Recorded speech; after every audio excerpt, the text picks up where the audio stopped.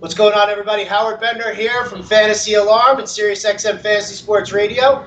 We're live here at Bridgestone Arena for the NFL Draft, and I'm joined with... Oh, look at that. We got sound going on in the back there. I'm going to turn these mics down. Seriously, guys? Security mics, man. They're just trying to keep us safe. Howard Bender's on his walkie-talkie right now. Howard Bender's calling the pick for the Giants. Tomorrow night to reroute the back set. This is all live. Throw it out the window, Howard. Cues from up here. Howard is throwing this walkie-talkie out the window into Nashville, downtown Nashville, Tennessee. Cleveland Furl. Unbelievable. They said it would be a surprise in Oakland. What a head scratcher it is, but boy, doesn't that feel like a Mike Mayock has. It's a Mike Mayock. That's not a John Gruden pick. It's a Mike Mayock film pick because Cleveland didn't. He didn't test. And the one thing people were so worried about with him was like, does the on-field production, does the speed, his ability to turn the edge, would that translate with his athletic measurables? We don't know. We know the film's awesome. So to me, it's like it's a mix of a Mayock film pick and a John Gruden, real Gruden grinder. But isn't it so weird that Mayock's first pick could have been a super easy Ed Oliver, knock it out of the park, get your Geno Atkins for a Paul Gunther defense, and then Cleveland Furl. Here's the thing, they needed edge help more than they needed help inside. They took Maurice Hurst last year. They took DJ Hall last year. Both those guys have been better than expected. So is Farrell a better pick than Josh Allen? Oh, well, I certainly don't think so. He wasn't the SEC Defensive Player of the Year like Josh Allen was. Look, man. Look, to each their own. With Mayock, he's always going to want these dudes like that. That show it on film, that show the production, big, nasty, can get guys off them, long, bendy. That's what we've seen out of Furl, but it's like we got the Giants up now. It's like now the question is Gettleman, who has made his living drafting these big defensive linemen over and over, even when he didn't need to. Well, we'll let the Giants pick. I'll reset here real quick. Alex Dunlap, Byron Lambert, roster watch. Oh my God! And the Giants turn around. They blew up all the plans. They screw up everything. Jones. There you go. They take Daniel Jones. We're out. We're done. This draft is over now. Hey, Gettleman's gonna Just when you think Gettleman has a can't screw it up scenario fall right into his lap. An escape route. Right into his lap with the two premium defensive players with the option for quarterback. A few picks later, he takes the clear option. They could have gone Josh Allen. They could have gone Ed Oliver here. And Ed Oliver, what a fall! I mean, this is unbelievable. Now, what's Jacksonville going to do? Because they don't particularly have the same needs along the defensive line. But you have Josh Allen fall. You have Ed Oliver fall. Dude, somebody's gonna. All right, let's recap a little bit because we're just jumping back onto the live stream here. When last we left off with the live stream, the Jets were on the clock, and the Jets ended up taking Quinnen Williams. We saw that happen. Then with the Raiders took Cleveland Farrell, which you guys are shocked about. I'm shocked about. I think everybody's kind of shocked about. Okay, and now over here, you wouldn't have found Cleveland Farrell on one mock draft that maybe where he would have started being somewhat viable would have been the Carolina Panthers. Is sort of. What begs the question? Why not trade back? Is it because you already have so many picks in the first round, like the Raiders do? I just think that trading for future picks are golden. You're in a spot like that. Why reach? Well, all right, yeah. So here's the question: why is Josh Allen falling? Then why isn't Ed Oliver the guy who's being taken here? And we heard these whispers about Josh Allen that some teams thought that he was a very, very, very scheme-specific player. Okay. You know, he's gonna have to play in a 3-4 defense and be a guy that stands up outside the tackle. So maybe they were looking for a little bit more versatility. I mean, here's the fact: the Oakland Raiders. They need edge help. Nick Bosa would have been the dream pick, I'm sure. Right? Oh, of course. How do you fall? Right. But I think that, I wonder with Josh Allen too, doesn't he have the senior profile for, that tends to scare these teams. Yeah, but he came back in the first round. yeah, They like these juniors coming out, and I think he's a little bit. He's not too slender, but he's a little bit upright, and maybe not the stoutest. And if you're going to move him to outside, maybe like Alex says, it kind of pigeonholes him into an interesting scenario. And then Ed Oliver has the classic defensive tackle questions that that seem to come up every year about these high-end guys. What's their motor like? Nobody worries about it. What's his long-term NFL viability? Well, it's the same thing about Aaron Donald. It's stupid. It's like just you can put on the film. Yeah, but it feels like there's just been so many defensive tackles in the first round, year after year after year, that are hyped up and touted and turn out to be but that's what you got to lazy, take. fat boys in the NFL. Well, they get the on-off switch disease. I mean, I get it, but I mean that's not Ed Oliver. Ed Oliver wrangles wild stallions. Cowboy strong, Bender. Why is he still on the board? We have Daniel Jones. Just went to the New York Football Giants. That's another one that we have to sit and ask why Daniel Jones. Now David Cutcliffe, Eli Manning connection. These Giants, Gettleman. I have never seen a team coddle a shitty quarterback. Can I say shitty on it? I think you just did. I have never seen a team coddle a bad quarterback completely out of his prime the way that they've coddled Eli Manning, and this is a comfort pick for Eli Manning. This is a guy he's going to love to mentor. He's a friend of the Manning family. Okay, so isn't that important though? I mean, let's face facts. You've got a guy who you want Eli to mentor somebody. All right, Giants have won Super Bowls with Eli. He's won the MVP, whether you like it or not, whether you want to say he deserved it or didn't deserve it. But the question is, but are you taking this situation now and making it better for the Giants by having him mentor somebody who he actually likes, as opposed to how many other garbage situations have we seen where Brett Favre wouldn't mentor Aaron Rodgers? Aaron Rodgers doesn't want to mentor anybody out there. So you're asking Joe Flacco now for Denver. He's probably going to end up having to mentor Locke this year. And does he really want to do that, or does he want to? I'm not sure that they're going to go with Locke. I'm not sure. We'll see. Elway always wants to draft himself. Always wants to draft himself. He does, but they have a big needed linebacker. I'm not sure that they're going to go with Locke. I just don't understand why the Giants. Daniel Jones probably would have been there at 16 because we keep on hearing that the Redskins at 15 would have been into him, and the Dan Snyder's taking back over the drafting him, right? But Miami has made it clear that they're tanking. They're tanking correctly. The New York Giants are not tanking correctly. The Miami Dolphins have made it clear that they're going to trade down and to trade down at the discount. Get up ahead of. Gettleman's got 12 picks. Gettleman's never drafted more than 8 players in a draft. He doesn't know what to do with all these picks. Why not use some of those picks and move up from 16, get up to 13, take Daniel Jones there? I bet he still would have been there. I just think year after year we learn that these teams don't draft like robots, that the economic robots that you think that they should. And they're susceptible to normal human behavior, and this is very circumstantial stuff right here that Howard's talking about. And look, I mean, at the end of the day, I think Daniel Jones is a decent quarterback prospect. He has an inflated value in this class. The Jaguars go with Josh Allen, who probably should have been one, and Ed Oliver continues to fall. Does this mean that Buffalo gets Ed Oliver? Are they running to the podium to get him? Because there was that's who they wanted to trade up for Clinton, right? Either that, or we could see Atlanta.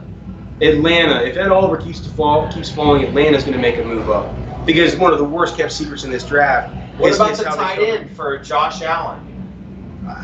Do you do that? Do you go for Hawkinson at that point he's a heck of a player, and that's the kind of player that Buffalo doesn't need defense. I love the idea of lining up. They've got a 3-headed monster in the backfield in Buffalo. They're planning to pound the football probably 500 times this year. So Buffalo is the pick after this. Up next on the clock, we're going to have the Lions, who find themselves in what was a no man's land before we knew that Ed Oliver was going to fall.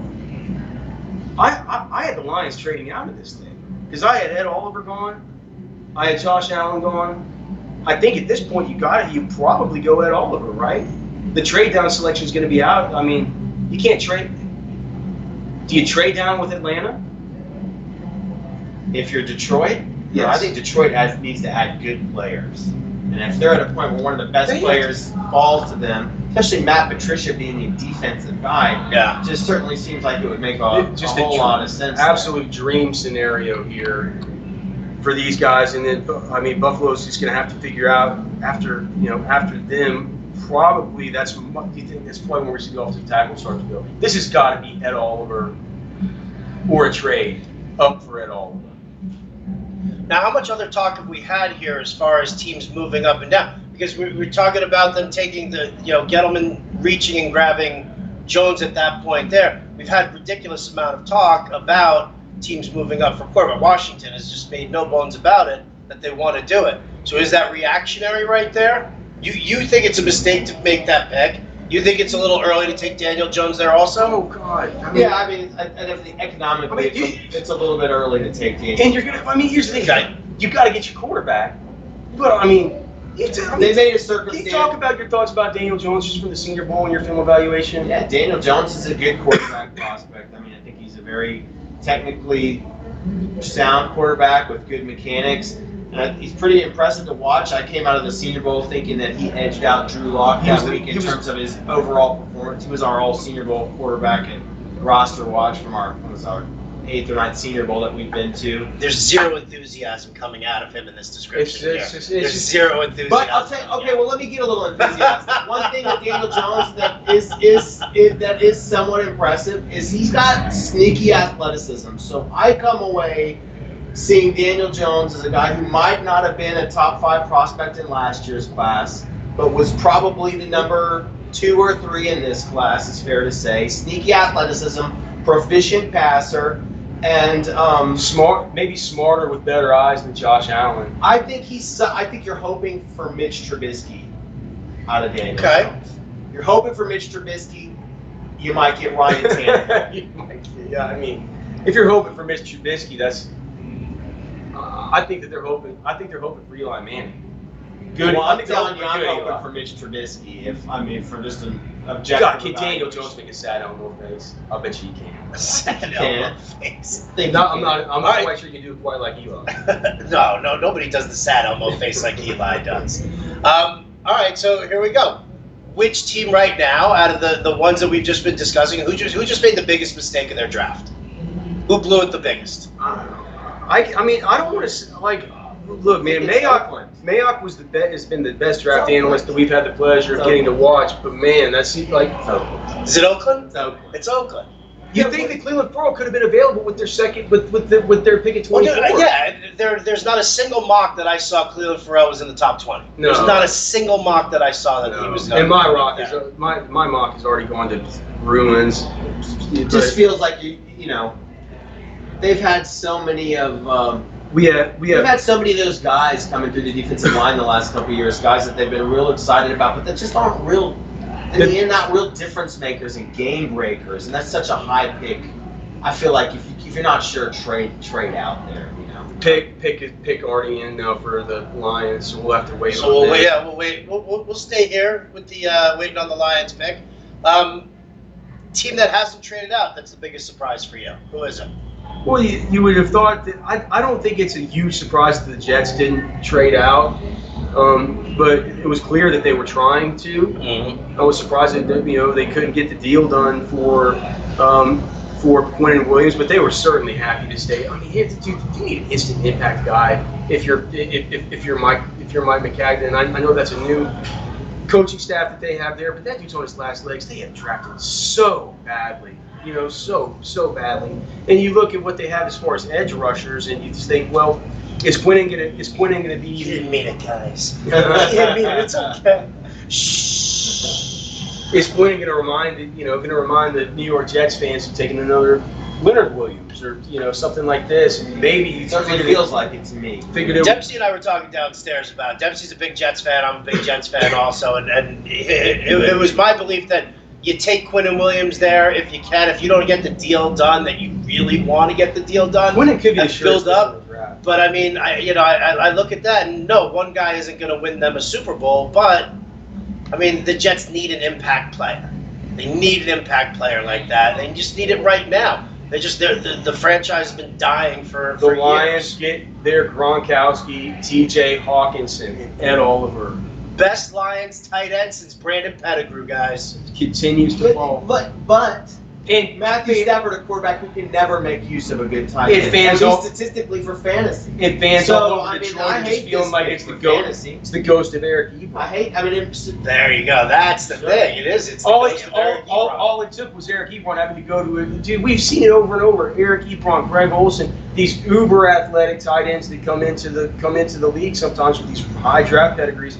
Sometimes they take a little. Sometimes they don't really get going until their second contract. It's hard to come in and you need to come in and be that effective that quickly. Now we have seen the trump card here is going to be George Kittle. It's just saying like, look, if we can get that kind of impact, then this was. I mean, Gronk had early impact. I mean, when you're an elite blocker like Hawkinson, then you have a real shot here. And this is a lot better than the Hayden Hursts and the Mike Gesicki's and the Mark Andrews of last year. Not bad players, but this is an elite tight end prospect here. I just hate it for fantasy because we've never seen. Right, well, that's the thing. Yeah, I've seen Green Bay was linked to Hawkinson also. I'm like, Aaron Rodgers never throws to the tight end. So, I mean, but you look, really want to do something like that. They had a need, right? They lost Ebron. They have a need at the position, and he was probably the best player on their board. So when those two things converge, it's. Do you make a pick like this, seeing Ebron have the breakout campaign that he had in Indianapolis, and like, does that twist the knife a little bit there for you? Turn the screw a little, that makes that like kind of tilts you all of a sudden. Where I mean, listen, we've talked about Ed Oliver how much right now, right, and what kind of an impact he can make as a defensive player here. Well, so now all of a sudden, why are we taking tight end? Do they need that kind of offense there? I mean, where's Matt Patricia from? Again, I said he might like Ed Oliver being a defensive guy, but he sure has coached against Gronk a whole lot. So he knows what that he knows what that kind of stress that puts on a defense. Probably sees it as a chess piece. Again, I bet he was the best player on their board, and it was a position. It's a deep tight end draft, but he's the best player on their board. Super athletic. I mean, I guess are they showing his basketball highlights right? Is that clearly some kind of red flag with Ed Oliver though. Who was it last year that just kept falling like this last year that nobody? There's always somebody. Ruben Foster the year before. EQ St. Laramie Tunsil, he dropped like a stone with the gas mask. We know why. We knew why that happened. But yeah, not that there's anything wrong with that. I'm a pro, but come on. Hawkinson was mocked to the Lions by a bunch of people.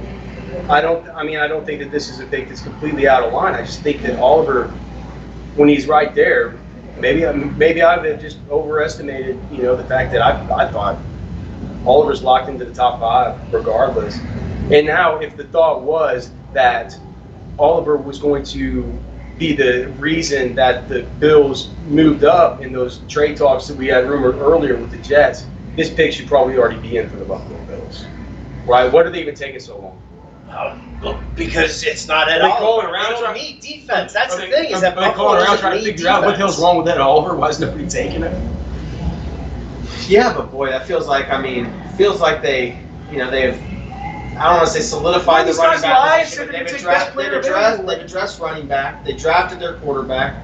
They signed Cole Beasley. Not that that's a huge deal, but they have been paying some attention to the offense. They need to. I don't hate putting a big. They need the offensive line. I mean, so to me, it comes down like if they like one of these offensive linemen, if they like Jonah Williams, if they like somebody in the trenches up there, Juwan Taylor, one of these guys, if they like them better, then we'll see right now sort of where teams are. I can't believe that Oliver continues to fall. All right, we'll take a break after the Bills make their pick here. Poor Alex Dunlap here from Roster Watch about to have a heart attack. Ed Oliver's still on the board. I just can't believe. Byron Lambert's planning his funeral already. I've been talking about it as a top 5 draft pick since he was a sophomore in high school. Man, I'm getting this is hurting me badly. Ed Oliver is neither pop nor sizzle nor radio gold at this point. He's all flash. We'll see. All right, so the Bills pick is in. Here we go. Which pick do you think is weird? Do you think Daniel Jones is worse than Cleveland Farrell? I think Cleveland Farrell is the worst pick because that's the richest capital at 4. It's a guy that hadn't even been in anybody's radar. All right, get the Giants saying, "Look, we're not going to toy around here. We're about to take quarterback one way or the other." That's not a team that's ever been scenarioed as trading down. So we knew that, and they've been talking about, trading up, And you can hear Gettleman just say, like, look, we're taking our guy. They did it last year with Saquon. We're getting our guy. If you want your quarterback, you're going to have to do And I'll tell you what, if it's a Saquon Barkley offense, I like Daniel Jones, but he's not the gunslinger to stretch, to really push the field.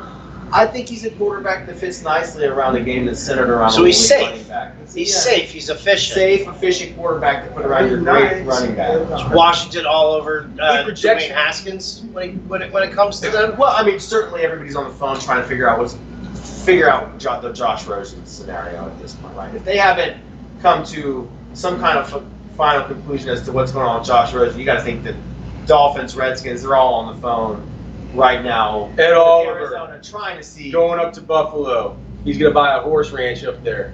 Well, They got plenty of space. Did Kyle Williams retire this last year? Oh, yeah. Yeah. So, I mean, a guy like him leaves town and Offensive tackle is now falls into falling. your lap right here. Offensive tackles are definitely falling, which is like a massive team need for almost everyone. I was gonna ask you about the Josh Rosen situation. I'll ask you both this now because Dempsey asked us all that downstairs before Jones got taken here. The question was, with Kyler Murray off the board, is Josh Rosen the best quarterback available at this point? Between Jones, Locke, Haskins, all these guys who are out there right now, is Josh Rosen the best quarterback on the board? Yeah, I mean, I think he's QB2 in this class. Murray was the clear QB1, and I think Kyler Murray might have even been in the discussion for QB1 in last year's class, and Josh Rosen, a very good prospect from a very good class last year. I think very, very easily slides into the number 2 grade if he was in this year's class. The Bills get Ed Oliver without even having to trade up. Unbelievable. Yeah, but Rosen for sure. Yeah, I mean, I like it better than any of these guys. The question is, though, it's like, why is Arizona looking to get? I think what teams are asking is, do they know something about this dude's personality? No. What has metastasized around the NFL Could about there be Josh something Rosen out inside NFL circles? Because we heard, even coming in, we heard that he was an enigmatic sort of, maybe a guy that would only get along with a certain type of coach. Prickly. So, snobbish, arrogant. Very intelligent, maybe didn't quote-unquote live and breathe only football. Those were kind of the knocks on Rosen. The interesting thing about Rosen is some people say that the UCLA loyalists will tell you he actually played his best football. So Rosen came out last year touted for coming out of a pro-style offense. Probably the most pro-style offense of anybody who came out last year, really. But the UCLA loyalists will tell you that Rosen was actually at his best early in his career there in a spread system under another offensive coordinator. So for a little while, I thought maybe there's a chance with Kingsbury and what he's gonna do. But once you watch Kyler Murray, you say, I gotta take the best. Bills Mafia. We gotta straighten this shit out. Hey, Bills Mafia making upstate New York proud with their presence here. You see them fired up about this? Look at all those guys front and center, man.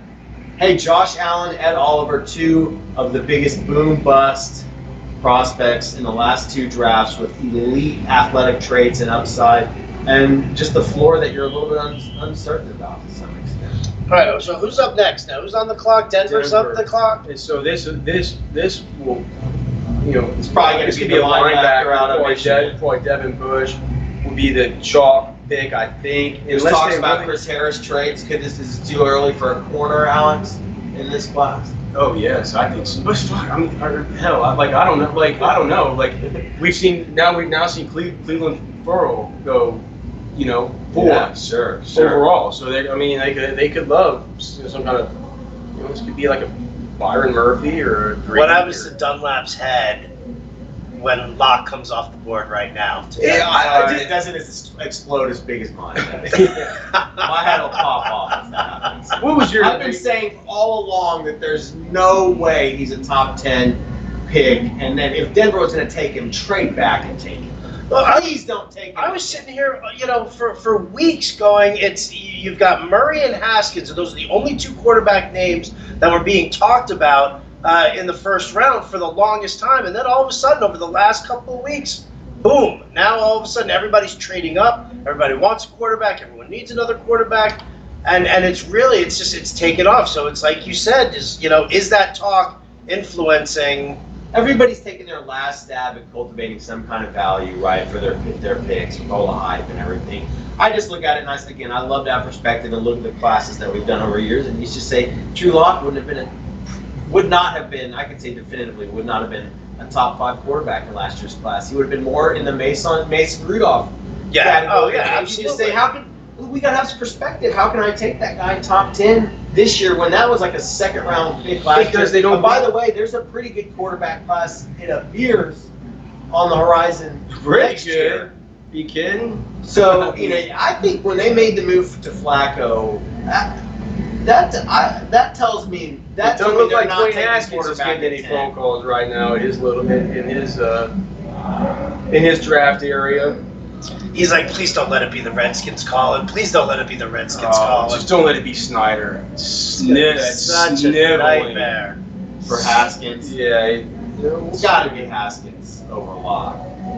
yeah. I think this. Right. Yeah, this right. They got to go linebacker here. I'm just trying to think of, it's gonna be linebacker. It's got to be linebacker or quarterback. It's the only thing that they can have on their board.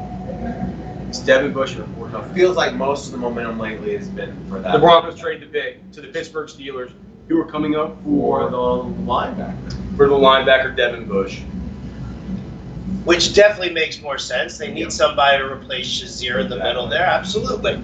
There you go. Speed. That makes some sense. There we It's go. the first thing that's happened since the first 2 picks of the stupid draft. I'd like to know what the compensation was for the Steelers. I'm sure we can find it somewhere on the Twitter machine. Go. Just to let everybody know, if you're just tuning in right now, I'm Howard Bender from Fantasy Alarm, Sirius XM Fantasy Sports Radio. With me, of course, Alex Dunlap, Byron Lambert from Roster Watch. When's the show picking back up, guys? We've been doing off-season specials, but that's part of the reason I that we're get here. on your off-season specials. We're here to get back to business with the season kicking back up here with the draft really signifies that. So we'll be getting all of those details worked out here in very short order, and of course we'll let everybody know as soon as possible. We're looking forward to getting back on the air and getting ready for another big fantasy season. I would love to see you guys on the air. Are we talking 5 days a week here yet? Oh, absolutely. We're always talking 5 days a week. I know what you guys are talking 5 days a week. There you go. That's what I want to know. Yeah. Listen, I love your guys' show. I've never been shy about it. I do that Sunday night show, and I follow you guys, and I sit there and I listen to you the entire time. To sit there and lead into mine. Big fans. We hung out during the the National Fantasy Football Conference. Oh, yeah. FSTA. FSTA. Couple of FSTAs. So there we go. Do you know what I'm seeing on Twitter is our guy Joe Goodberry and all the Bengals Twitter is tilted out of their minds. They wanted this linebacker. And it was the Steelers that went up and got it right in front of them. Here we go. Do we know the pick for sure? It's got to be. It's got to be. We're all on the edge of our seats. We'll see what happens right now. Steelers, they're at the The podium. pick is happening like right here behind us. And this is John Elway. Now, if he trades back and take a walk, that is more in range. There you go. Absolutely. I've said that all It's a along. smarter move.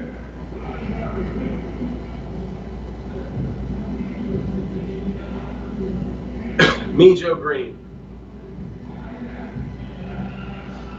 Mean Joe Green at the podium here, guys. Sorry, we don't mean to ignore you here. Keep the conversation rolling. Why we're dragging out this pick is beyond me, and it's Devin Bush. There you go. That feels good. Ryan Shazier 2.0. That feels good. So now we like a little demon out there, the way he runs around and tackles people, right? It is. So now we have the Cincinnati Bengals who are saying we've missed out on our linebackers, We've been swindled by our division arch rival and foe. and now they have to go offensive tackle. They have to go. So it's just which one they want. They have to go offensive tackle. So is it going to be Jonah? Is it going to be? Do they like Andre Dillard, who's generally thought of as the best pass protector?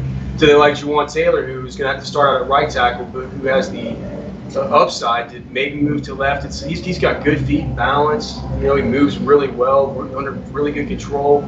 Has the upside to maybe eventually be a sort of a. You've heard some of these scouts that we talked to say that he could have the upside to be like a Trent Williams. So, if you get a guy like that, man, that offensive line has been horrible. But here's the other thing too: could they look quarterback? They just extended Ben. I don't think it's time for the first round. No. Bengals. Bengals. Bengals. Sorry, I've got Pittsburgh on the Steelers on the Yeah, brain yeah. still. Well, I mean, those are the two areas that the Bengals need. They need a replacement for Andy Dalton. They An stay right eventual there in the state of replacement. Ohio with a Haskins. You could do that, but I think I think offensive line is a much more important need. You got to get somebody to block for Mixon. Absolutely. Oh, we're going to do an update over there in about 10 minutes. Okay, so offensive line, quarterback. I mean, offensive line, quarterback, maybe edge. You can't go linebacker here. The two off-ball linebackers. I think it's got to be either offensive line or quarterback. Yeah.